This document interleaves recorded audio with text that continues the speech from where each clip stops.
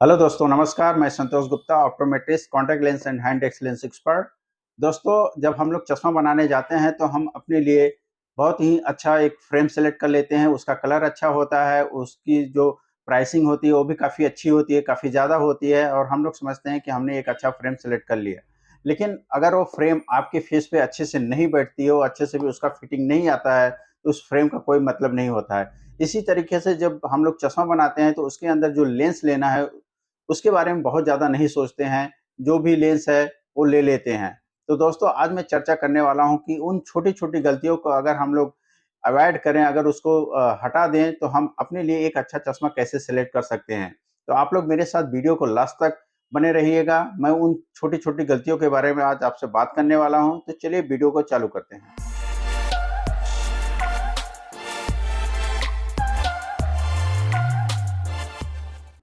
तो दोस्तों, सबसे पहले बात कर लेते हैं फ्रेम के बारे में।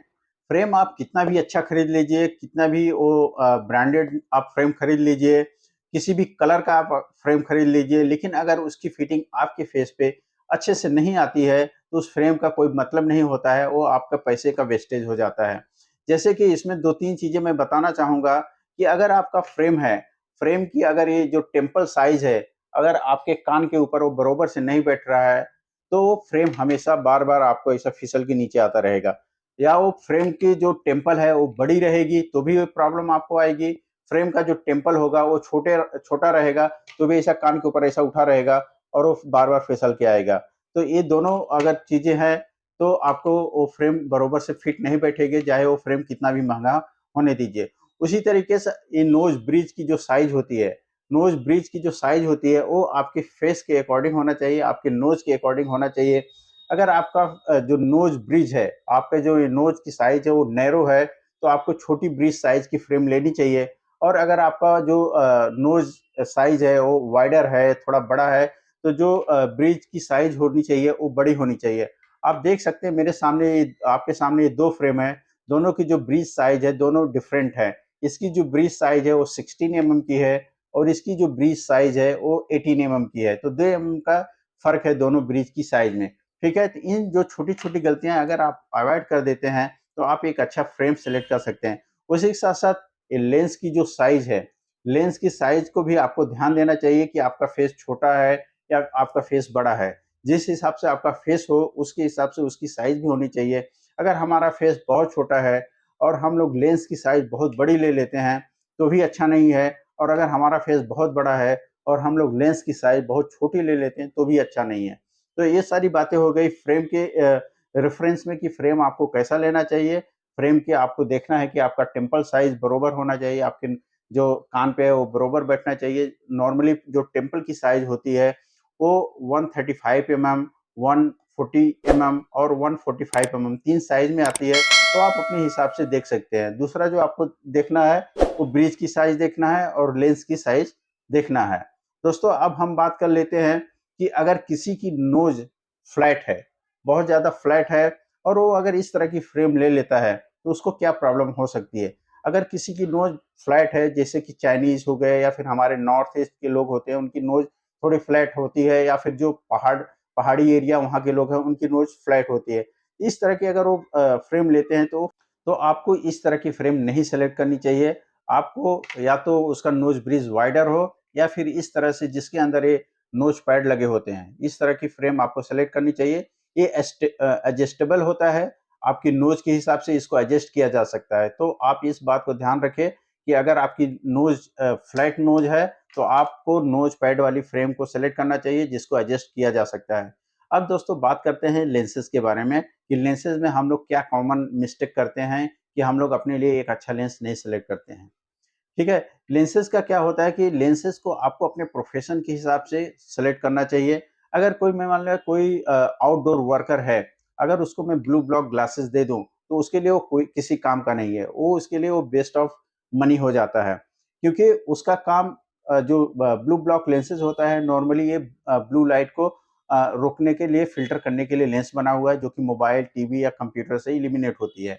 जो आउटडोर वर्क करने वाला है वो हमेशा बाहर रहता है, जैसे कि सेल्स पर्सन हो गया, जैसे कि किसान हो गए या फिर कोई फेरी वाला है।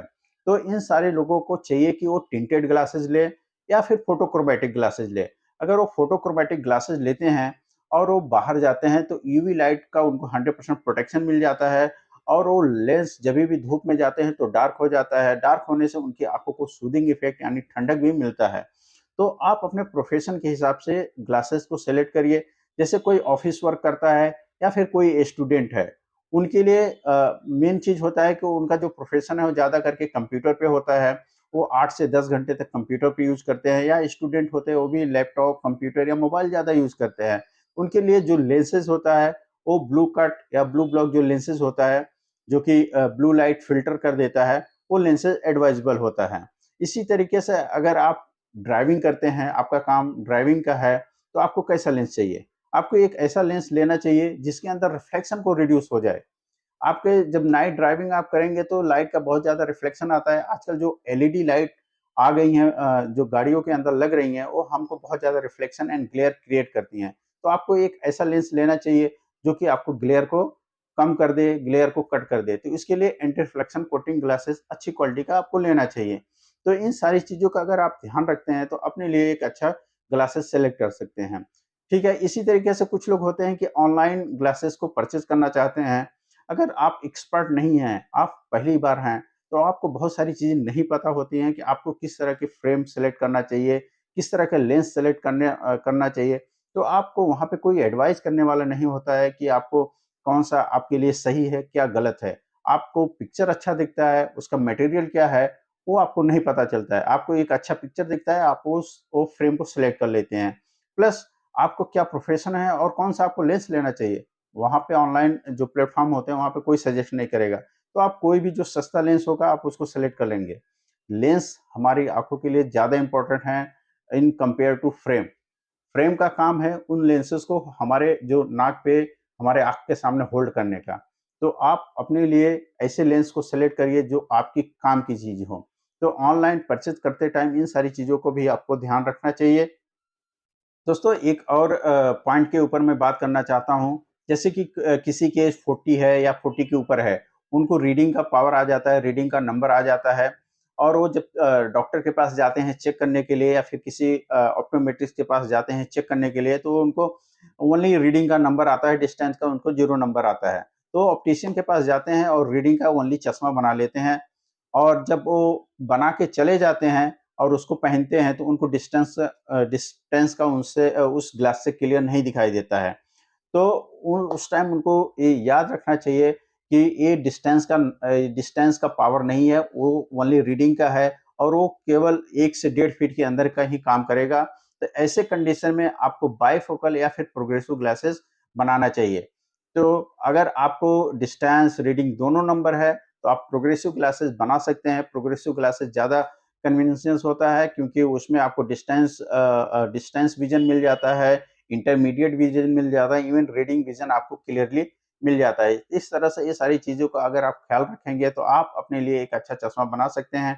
उसके लिए आप 5,000, 7,000 या 3,000 जो भी अमाउंट आप खर्च करते हैं, और इतना खर्च करने के बाद अपने आप ग्लासेस का अगर केयर अच्छे से नहीं करते हैं, तो ग्लासेस जल्दी खराब हो जाते हैं, उसके ऊपर जल्दी स्क्रैचेज़ आ जाता है या फिर ग्लासेस क्रूकेड हो जाते हैं। तो अपने ग्लासेस का केयर करना भी आपको आना चाहिए, आपको अपने ग्लासेस का केयर अच्छे से करना चाहिए। अगर आप ग्लासेस, आपका चश्मा आप नहीं पहन रहे हैं, तो आपको अपने चश्मे को हमेशा अपने बॉक्स के अंदर रखना चाहिए, और क्लीन करते टाइम आपको हमेशा ध्यान रखना है कि क्लीन आप वन वे क्लीन करिए, ना कि कोई भी कपड़ा लेके आपको ऐसे ग्लासेस को मतलब बीच में उसको घिसना है। उसको वन वे क्लीन करिए आप। नायलो फाइबर जो कपड़ा आता है जो ऑप्टिशियन देते हैं, वन साइड क्लीन करिए, ऐसे पकड़िए, वन साइड निकाल लीजिए, जो भी डस्ट रहेगा वो डस्ट निकल जाएगा। वापस से आप उसको उसी तरीके से क्लीन करिए। तो आशा करता हूँ दोस्तों इन सारी बातों से आप अपने लिए एक अच्छा चश्मा खरीद सकते हैं और उसको अच्छे से केयर कर सकते हैं, उसको अच्छे से रख सकते हैं। अगर ये वीडियो आपको अच्छा लगा है तो इस वीडियो को लाइक करिए, शेयर करिए अपने दोस्तों और फैमिली के साथ, जिससे ये जानकारी ज़्यादा से ज़्यादा लोगों तक पहुँचे और वो अपने लिए एक अच्छा चश्मा सेलेक्ट कर सकें। और अगर आपने अभी तक इस चैनल को सब्सक्राइब नहीं किया तो प्लीज़ इस चैनल को सब्सक्राइब कर लीजिए और बेल आइकन को भी दबा दीजिए, जिससे कि आने वाली सारी वीडियो की नोटिफिकेशन आपको मिलती रहे। आपको हर हफ्ते एक अच्छी कंटेंट वाली वीडियो जो कि आपके आँखों के लिए और आपके जो भी चश्मा है या कॉन्टैक्ट लेंस है उससे रिलेटेड मैं लाता रहता हूँ। तो आप ज़रूर इसको सब्सक्राइब करके रखिए। दोस्तों, आप अपने आँखों का ऐसे ही ध्यान रखिए। Love your eyes, protect your eyes. धन्यवाद।